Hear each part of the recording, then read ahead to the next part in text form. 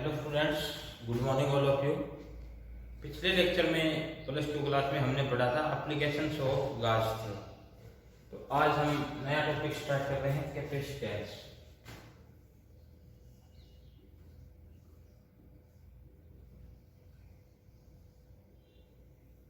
क्या है बेटा? कैपेसिटेंस। ठीक है, तो कैपेसिटेंस क्या होता है ये पढ़ेंगे हम। अलग अलग तरह के कैपेसिटर्स के बारे में पढ़ेंगे। ठीक है, तो सबसे पहले इस ये जो पार्ट है इसमें पहला टॉपिक क्या है? Electrostatics of conductors.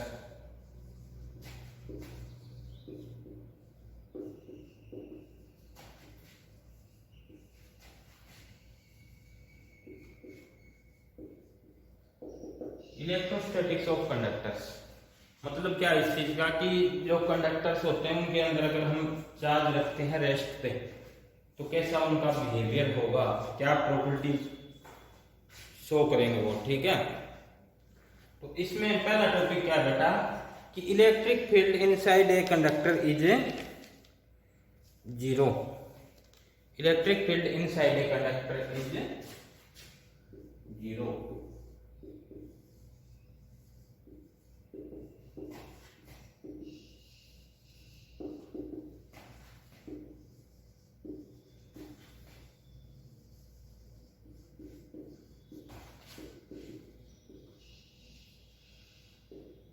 Electric field inside a conductor is zero. ऐसा क्यों होता है? क्योंकि देखो बेटा, जब हम किसी कंडक्टर को एक्सटर्नल इलेक्ट्रिक फील्ड में रखते हैं, मान लो हमने एक्सटर्नल इलेक्ट्रिक फील्ड लगा दी, इधर पॉजिटिव इधर क्या है नेगेटिव, और इसके बीच में कोई क्या रख दिया?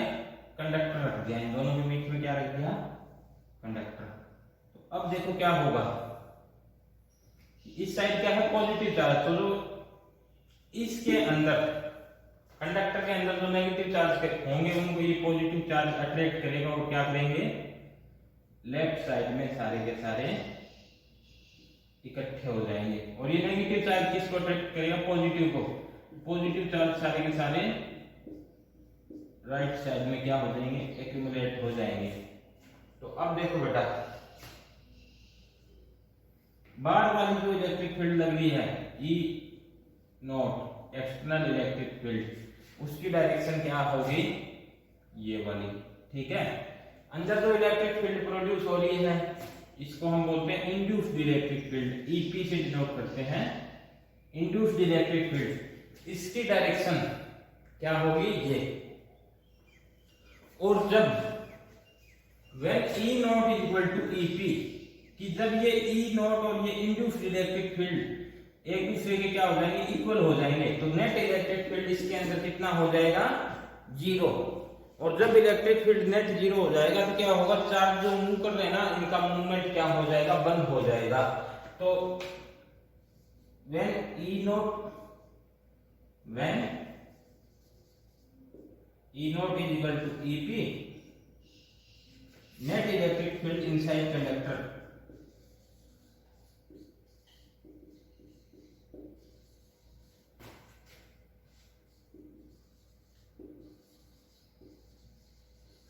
कितनी आ जाएगी बेटा? देखो E नॉट माइनस EP, क्या E नॉट माइनस EP है ना नेट। अब देखो E नॉट उधर है, EP इधर है, तो इसके अंदर कितनी है? E नॉट माइनस EP, ये नेट इलेक्ट्रिक फील्ड। तो जब electric field E naught is equal to EP हो जाएंगे तो नेट इलेक्ट्रिक फील्ड इसके अंदर कितना हो जाएगा? Is equal to zero. कि जब चार्ज फ्लो करना बंद कर देगा, मतलब इलेक्ट्रोस्टैटिक्स की ब्रांच आ जाएगी। पहले क्या कर रहा था? फ्लो कर रहा था, तो हमें चार्ज फ्लो के बारे में तो पढ़ना ही नहीं है। तो जब चार्ज रेस्ट पे आएगा उस टाइम नेट इलेक्ट्रिक फील्ड कितनी होगी? कंडक्टर में जीरो होगी। अब देखो इसकी सेकंड क्या पॉइंट है इसका? Electrostatics of conductors second point कह सकते हो, सेकंड प्रॉपर्टी कह सकते हो। अब क्या है कि जो कंडक्टर होते हैं उनके ऊपर इलेक्ट्रिक फील्ड की डायरेक्शन क्या होती है? क्या है? The direction of electric field at the surface of conductor क्या होती है बेटा? Perpendicular to the surface of conductor, यही होती है ना, perpendicular to the surface of a conductor. ठीक है, तो इससे पहले सेकंड प्रॉपर्टी देखो, the interior of a conductor can have no excess charge in a static situation. क्या है देखो, द इंटीरियर ऑफ, सेकंड क्या है,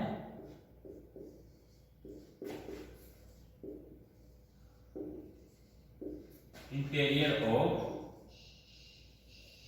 ए कंडक्टर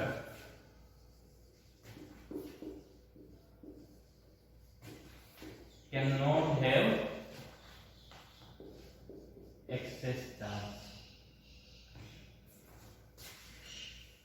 कि किसी भी कंडक्टर का जो इंटीरियर है, इंटीरियर मतलब सरफेस के अंदर की जो बॉडी है, उसमें हम एक्सेस चार्ज नहीं रख सकते। मान लो ये कोई स्फेरिकल कंडक्टर था, इसके यहाँ पे क्या है, बहुत सारा पॉजिटिव चार्ज पड़ा है, तो ये आपस में क्या करेगा, पॉजिटिव चार्ज क्या करेगा, आपस में रिपेल करेगा, और रिपेल करके क्या कोशिश करेगा कि जितनी डिस्टेंस है, जितनी ज्यादा डिस्टेंस बढ़ाई जा सकती है उतनी बढ़ाई जाए। क्यों?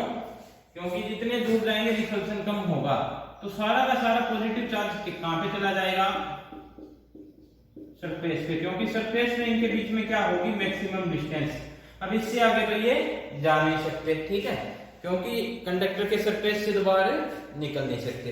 तो इसलिए जितना भी एक्सेस चार्ज होता है, एक्सेस चार्ज का मतलब क्या है, जो रिजल्टेंट पॉजिटिव चार्ज या रिजल्टेंट नेगेटिव चार्ज होता है, वो सारा का सारा कहां पे आ जाएगा, सरफेस पे आ जाएगा, बॉडी के अंदर नहीं रह सकता। क्यों नहीं रह सकता? क्योंकि इनमें रिपल्सन होगा आपस में, और रिपल्सन होगा तो ये चाहेंगे कि इनके बीच में डिस्टेंस मैक्सिमम हो, ताकि रिपल्सन क्या हो, मिनिमम। इसलिए क्या है, वो सरफेस पे चले जाएंगे। थर्ड प्रॉपर्टी देखो क्या है,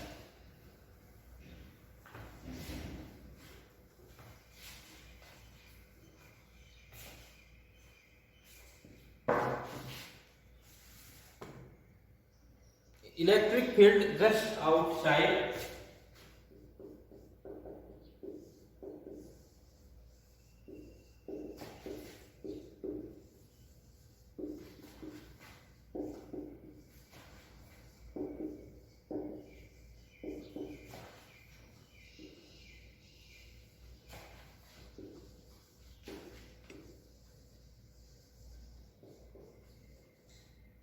just outside the surface of a conductor is perpendicular to the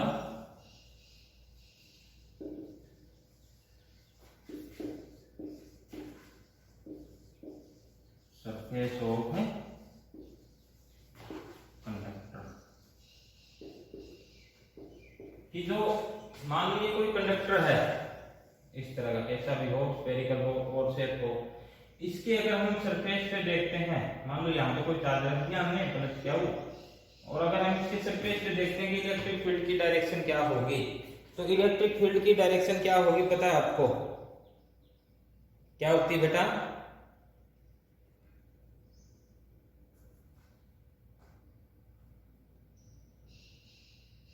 बताओ शाबाश। इलेक्ट्रिक फील्ड की डायरेक्शन हमेशा सरफेस के परपेंडिकुलर होती है, पहले भी आप पढ़ चुके हो। तो मान लो आप यहाँ पे निकाल लो इस पॉइंट पे, तो चार्ज इसको दिया हुआ है और वो कंडक्टर मान लेते हैं, तो सारा का सारा चार्ज कहाँ पे होता है, इसके सरफेस पे होता है। और मैंने ये भी बताया कि पॉजिटिव चार्ज के लिए कैसी होती है electric field, perpendicularly outward, negative के लिए परपेंडिकुलरली इनवर्ड, ऐसे होती है ना। अब देखो यहाँ पे मान लो दो कंपोनेंट है, एक तो इस साइड और एक इस साइड, ठीक है, और हमें निकालना है कंपोनेंट यहाँ पे कितने एंगल पे, इसके साथ थीटा एंगल पे। कितने एंगल पे निकालना बेटा, थीटा एंगल पे। किसके साथ, टेंजेंट के साथ थीटा एंगल पे हमें इलेक्ट्रिक फील्ड निकालनी है यहाँ पे मान लो। तो इसके दो कंपोनेंट बनेंगे, कौन से, एक तो ई कोस थीटा और एक ई साइन थीटा, ठीक है। अब देखो हमने क्या पढ़ा है कि टेंजेंशियल इलेक्ट्रिक फील्ड क्या होती है, टेंजेंशियल इलेक्ट्रिक फील्ड क्या होती है, जीरो होती है। इस साइड में जो इलेक्ट्रिक फील्ड होगी इसके, तो वो क्या होगी, जीरो, मतलब E cos theta equal to zero, E cos theta equal to zero. अब E तो जीरो हो नहीं सकता क्योंकि हमने चार्ज कुछ ना कुछ रखा हुआ है, तो E can not be zero. तो cos थीटा क्या आ गया बेटा, जीरो। cos थीटा क्या आएगा 90 डिग्री। मीन्स जितनी भी इलेक्ट्रिक फील्ड है इस टेंजेंट के साथ कितने एंगल पे बनेगी, 90 पे। मतलब सरफेस के साथ कितने एंगल पे बनेगी, 90 पे। ठीक है, तो इलेक्ट्रिक फील्ड जो है वो क्या होती है, perpendicular to the surface of a conductor. ठीक है, अब देखो थर्ड टॉपिक में फोर्थ क्या है इसका।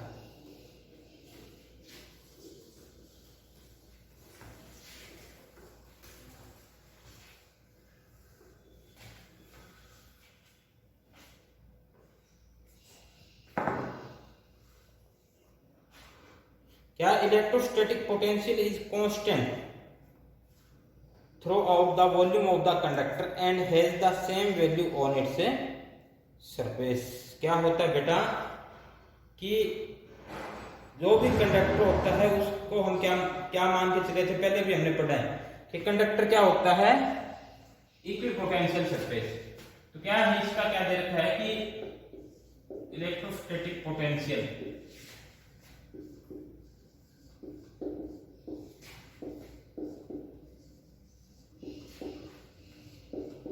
is same throughout the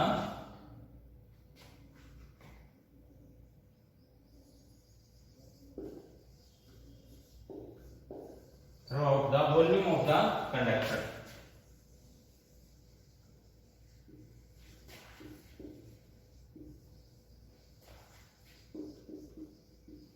And on the surface of the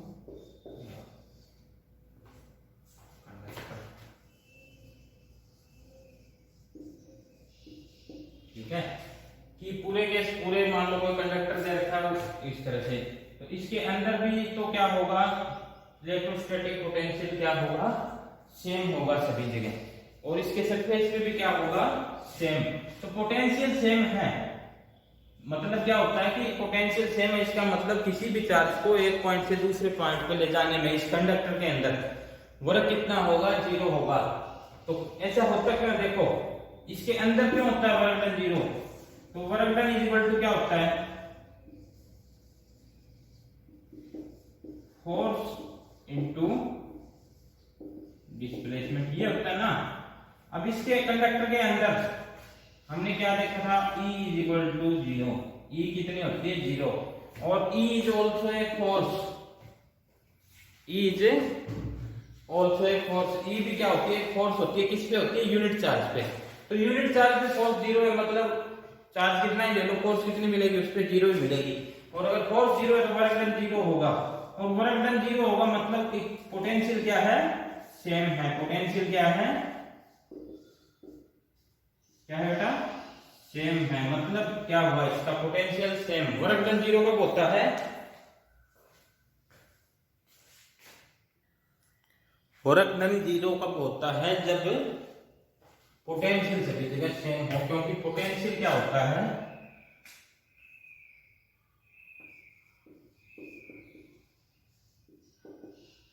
potential आपको पता क्या होता है कि एक पॉइंट से दूसरे पॉइंट पे किसी चार्ज को लाने के लिए, यूनिट चार्ज को लाने के लिए कितना वर्क करना पड़ता है। और वर्क डन क्या है, जीरो है, मतलब पोटेंशियल चेंज नहीं हो रहा, पोटेंशियल चेंज नहीं हो रहा। पोटेंशियल चेंज नहीं हो रहा मतलब पोटेंशियल क्या है, सेम है। कि बी ए, यहाँ पे पॉइंट ए है, यहाँ पे बी है, तो ए और बी तक कोई चार्ज को ले जाने में वर्क कितना करना पड़ता है, जीरो। वर्क कितना करना पड़ता है, जीरो। मतलब इनके पोटेंशियल में कोई डिफरेंस नहीं है, पोटेंशियल डिफरेंस जीरो है। तो इसका मतलब ये है कि सभी जगह पोटेंशियल इसकी वॉल्यूम में सेम। आप देखो सरफेस पे क्या होगा, सरफेस पे मान लो यहां पे देखते हैं, तो यहाँ पे E की वैल्यू क्या है, परपेंडिकुलर, मतलब 90 डिग्री पे E लग रहा है, ठीक है। और हम करवा रहे हैं डिस्प्लेसमेंट मान लो ds। तो work done is equal to small amount of work done is equal to force into displacement E into ds, यही होगा ना। अब देखो E into ds dot product और 90 डिग्री है तो E ds cos कितना आएगा 90 डिग्री, cos 90 डिग्री क्या होता है 0, तो सारी वैल्यू क्या हो जाएगी 0। मतलब सरफेस पे भी किसी चार्ज को घुमाने में वर्क डन कितना है 0। आपके क्लास में क्वेश्चन आता था कि किसी कुल्ली ने क्या कर रखा है, वजन उठा रखा है, वो उसको लेके जा रहा है, कितना वर्क डन होता है, कितना होता था बेटा 0। क्यों होता था, क्योंकि फोर्स तो ऊपर की तरफ लग रहा है, डिस्प्लेसमेंट उसके परपेंडिकुलर हो रहा है। तो इसी तरह से फोर्स तो ऊपर की तरफ लग रहा है, डिस्प्लेसमेंट क्या हो रहा है इसके परपेंडिकुलर, ठीक है। तो थीटा 90 डिग्री है तो इसलिए वर्क डन क्या होगा 0। अब देखो फिर प्रॉपर्टी क्या है,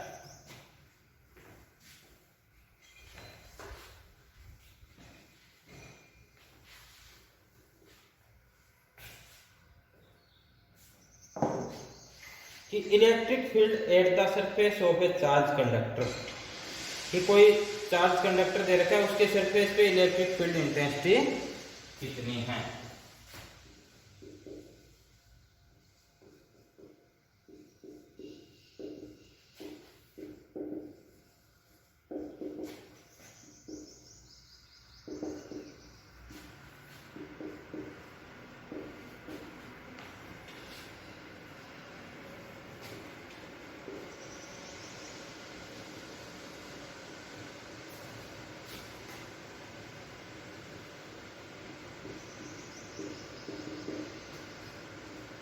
कोई इलेक्ट्रिक फील्ड दे रखा है, उसके सरफेस पे कितनी इलेक्ट्रिक फील्ड इंटेंसिटी है। तो देखो मान लो ये कोई अपने पास दे रखा है, क्या सरफेस दे रखा है, ठीक है। इसके ऊपर कोई चार्ज है, कौन सा, पॉजिटिव ले लो नेगेटिव ले लो, वो आपकी मर्जी है। तो एक चीज और ध्यान रखना है कि जो कंडक्टर होता है ना, उसके ऊपर चार्ज क्या होता है, यूनिफॉर्मली डिस्ट्रीब्यूटेड होता है, ठीक है। अगर उसका क्या हो, सिमेट्रिकल शेप हो उसकी, ठीक है। सिमेट्रिकल शेप हो तो मतलब उसके सभी जगह पे जो सरफेस चार्ज डेंसिटी वो सेम मिलती है। तो अब देखो एक चीज बेटा, मान लो हमने कोई यहाँ पे एरिया सिलेक्ट कर दिया, एक क्या कितना ds, कितना कर दिया बेटा ds, ठीक है। तो यहाँ पे गाउस थ्योरम लगाओ, तो E dot ds is equal to क्या आएगा, क्या वो अपॉन में एप्सिलॉन नॉट। अब देखो E ds दोनों बीच में, E के ds के बीच में एंगल कितना है 0 डिग्री, क्योंकि ds का एरिया वेक्टर भी क्या आएगा ऊपर की तरफ, और इलेक्ट्रिक फील्ड भी क्या होती है परपेंडिकुलर टू द सरफेस। तो दोनों क्या है, दोनों क्या है सेम डायरेक्शन में, तो इनके बीच में एंगल 0 डिग्री, मतलब क्या हो जाएगा ये E इंटू ds बचेगा अपने पास से, ठीक है। E into ds is equal to क्या को हम क्या लिख सकते हैं, सिग्मा अपॉन में सिग्मा इंटू ds लिख सकते हैं क्या, क्योंकि सिग्मा क्या होता है चार्ज अपॉन में, sigma is equal to charge upon area.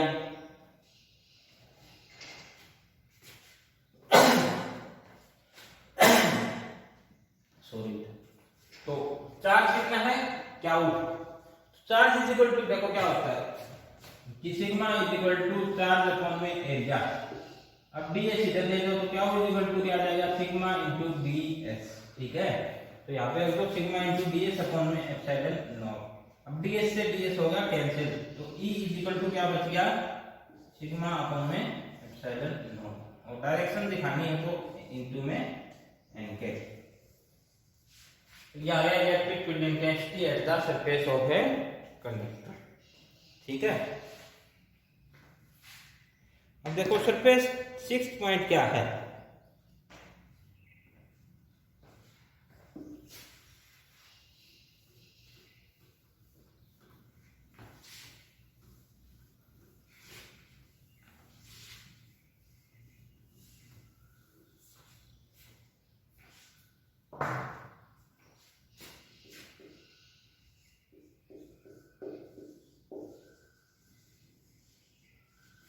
Surface density या surface charge density is different at different है।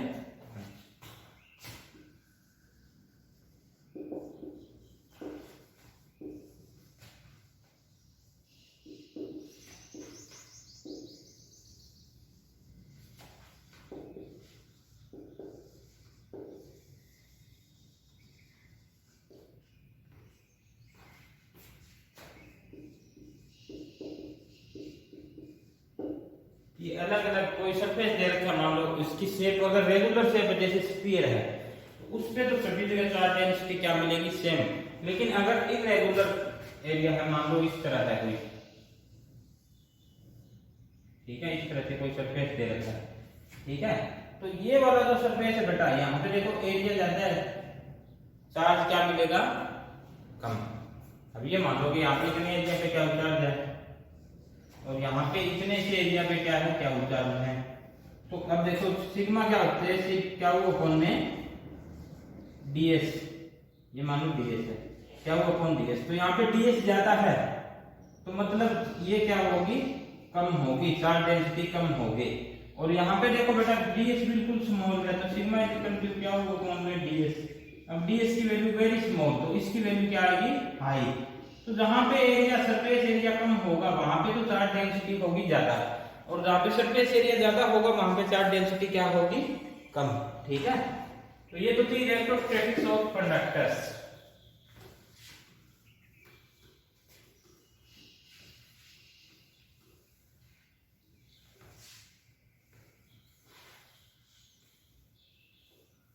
अब देखो नेक्स्ट टॉपिक क्या है, इलेक्ट्रोस्टैटिक शील्डिंग।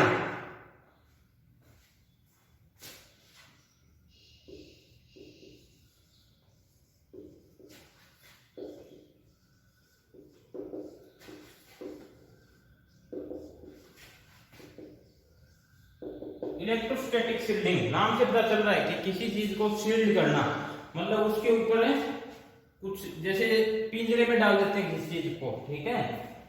मान लो कोई भी इंसान है, उसको हमें किससे बचाना है, जो ऊपर से बिजली के लिए या एक्सटर्नल इलेक्ट्रिक फील्ड है उससे बचाना है, तो उसको हम क्या करेंगे, एक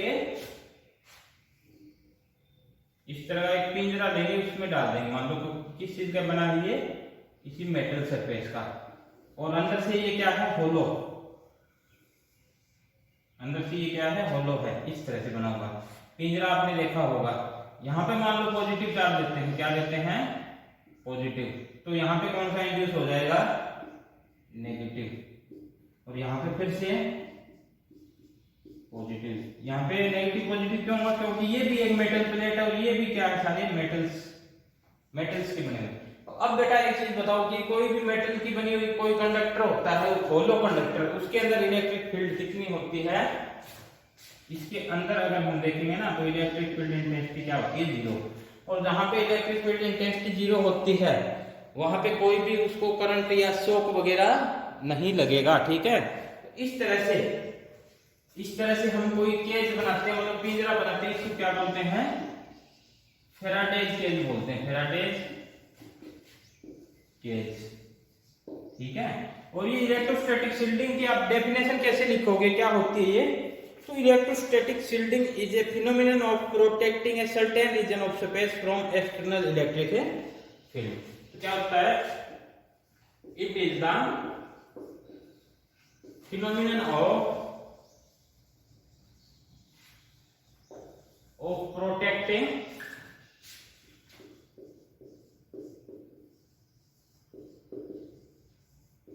a certain region of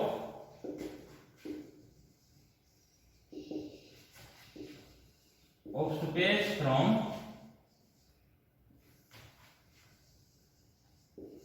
external electric field।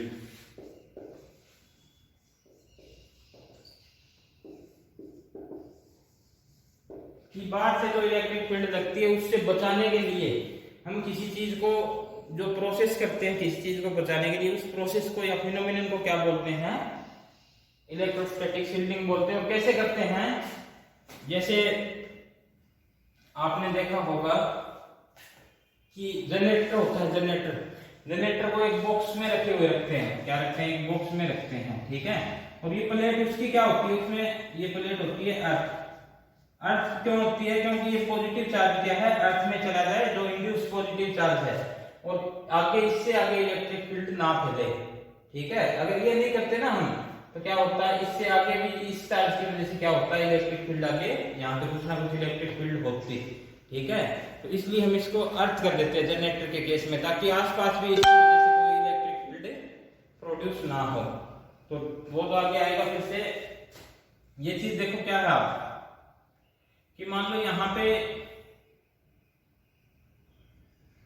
कोई बिजली गिरने वाली है, तो यहाँ पे हमने क्या रख दिया, केज रख दिया, फैराडे केज बोलते हैं इसको। तो क्या होगा, यहाँ पे बिजली गिरेगी, इस पे पॉजिटिव चार्ज आएगा, तो इस पे क्या इंड्यूस हो जाएगा, नेगेटिव। लेकिन इसके अंदर ये क्या है, मेटल प्लेट है, इस पिंजरे के अंदर इलेक्ट्रिक फील्ड क्या रहेगी, जीरो। और अगर इलेक्ट्रिक फील्ड जीरो रहेगी तो क्या होगा, इसके अंदर जो कोई इंडिविजुअल बैठा होगा उसको कोई नुकसान नहीं पहुंचेगा। तो इसीलिए आपने कई बार ये भी पढ़ा होगा कि जब बरसात वगैरह आ रही होती है तो बस में या कार में बैठना हमारे लिए सुरक्षित होता है, किसकी बजाय, ओपन ग्राउंड की बजाय। तो ऐसा क्यों होता है, क्योंकि जो बस या कार होती है वो भी क्या होती है, मेटल की या कंडक्टर की बनी होती है, और उसके अंदर भी इलेक्ट्रिक फील्ड क्या होता है, जीरो। ठीक है, तो आज के लिए इतना ही, बाकी हम पढ़ेंगे नेक्स्ट लेक्चर में। Thank you.